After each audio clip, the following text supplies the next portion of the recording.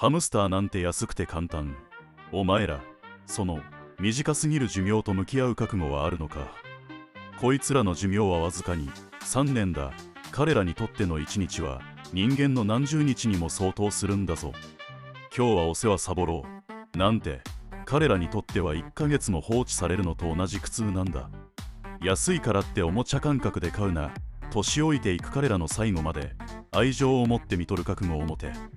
小さな体で一生懸命に生きるこの早送りの命に最大の敬意を払えるやつだけかえ。